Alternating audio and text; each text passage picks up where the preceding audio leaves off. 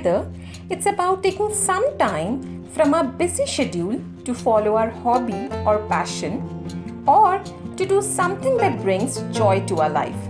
And for some, it's simply to enjoy a hot cup of tea without any disturbances.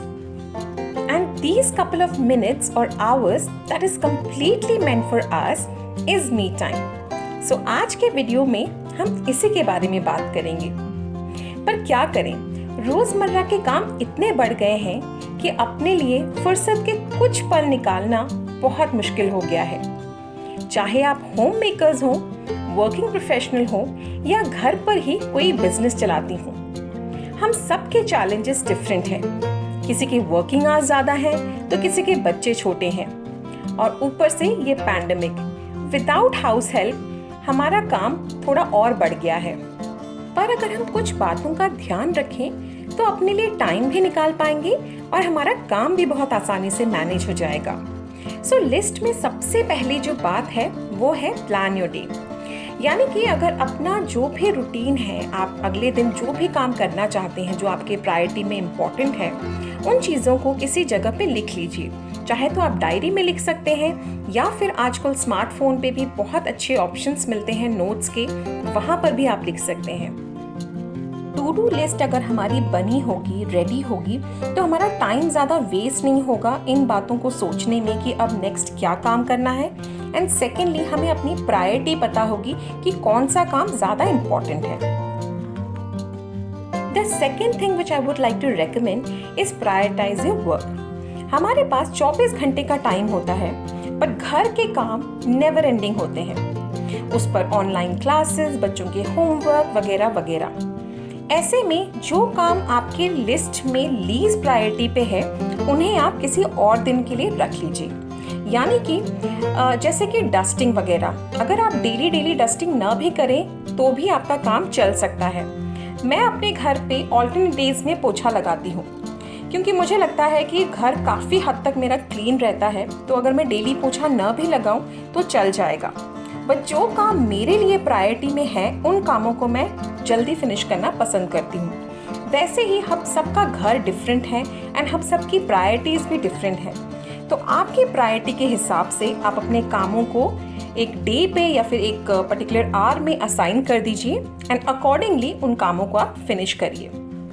अगर आप nuclear family में रहते हैं and आपके पास कोई रूम एक्स्ट्रा है, तो उस रूम की सफाई आप ऑल्टरनेट डेज पे करिए। सिमिलरली, बाथरूम क्लीनिंग आप हफ्ते में किसी एक पर्टिकुलर दिन असाइन कर दीजिए एंड उस दिन आप बाथरूम की क्लीनिंग करिए। सो इस तरीके से आपके जो भी इम्पॉर्टेंट वर्क है, पहले आप उन कामों को फिनिश करिए एंड उसके बाद जब आपके पास टाइम बचता है या फिर अगर आपको लगता है कि वो काम आप अवॉइड कर सकते हैं, तो उसे आप नेक्स्ट डे के लिए रख लीजिए। लिस्ट में जो तीसरा पॉइंट है वो है आस्क फॉर हेल्प। अक्सर हम अपने हस्बैंड से या घर के बाकी फैमिली मेंबर्स से हेल्प मांगने से हिचकिचाते हैं, क्योंकि मोस्ट ऑफ द टाइम हमने अपने घर पे अपने मदर्स को अकेले ही काम करते देखा है। बट ट्रस्ट मी, छोटी से छोटी हेल्प भी बहुत काम हमारी इजी कर देती है।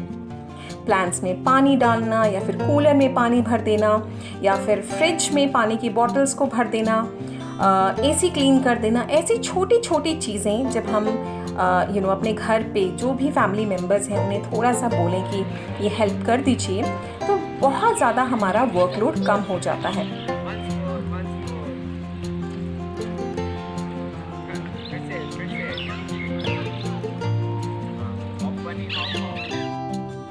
Invest in some good equipments. I know बहुत बार ऐसा होता है कि हम कुछ भी इस तरीके की जो मशीन्स होती हैं उस पर इन्वेस्ट करने से पहले बहुत सोचते हैं। कई बार लगता है मशीन पे डिपेंडेबिलिटी ज़्यादा हो जाती है, कई बार हमें थोड़ा बजट का भी प्रॉब्लम हो जाता है। बट अगर इन मशीन्स की वजह से आपका वर्कलोड थोड़ा कम हो सकता है या फिर आपकी हेल्थ में थोड़ी सी सुधार आ सकती है, तो व्हाई नॉट। फर्स्ट लॉकडाउन के बाद 6 महीने तक बर्तन घिसने के बाद मैंने एक डिशवॉशर खरीद ही लिया, जिसका रिव्यू मैं इस चैनल पे ऑलरेडी दे चुकी हूँ। इन केस अगर कोई इंटरेस्टेड है तो उसे चेकआउट कर लीजिए। एंड अब बिकॉज मेरे बैक में बहुत ज़्यादा प्रॉब्लम हो गई थी, मैं बेंड भी नहीं कर पाती हूँ, अभी भी नहीं कर पाती हूँ, ज़्यादा देर तक मैं खड़ी रहती हूँ या कुछ भी काम करती हूँ तो मुझे प्रॉब्लम शुरू हो जाती है। तो उसकी वजह से मुझे ये रोबोट क्लीनर ख़रीदना पड़ा एंड यकीन मानिए मेरा काम बहुत हद तक ईजी हो गया है।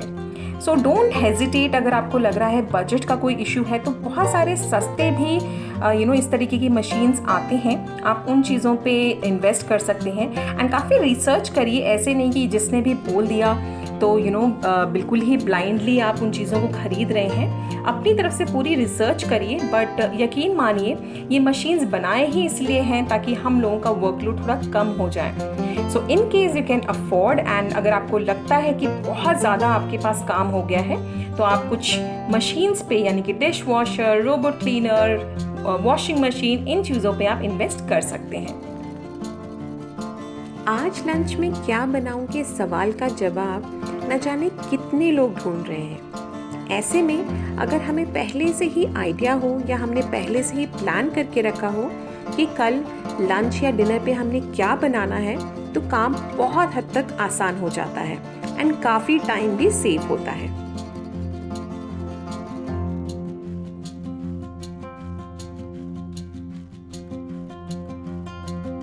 वैसे तो मल्टीटास्किंग में हमारा कोई मुकाबला नहीं, बट फिर भी अगर इसी मल्टीटास्किंग के स्किल को हम अपने डेली एक्टिविटीज़ में यूज़ करें तो हमारा काफ़ी टाइम सेव होता है।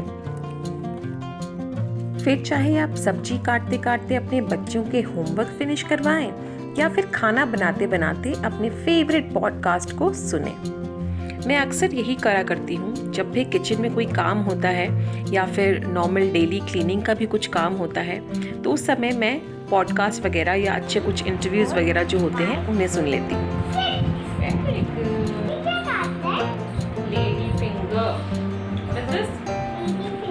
What is the color of it? Green. Green. Is that a fruit or a vegetable?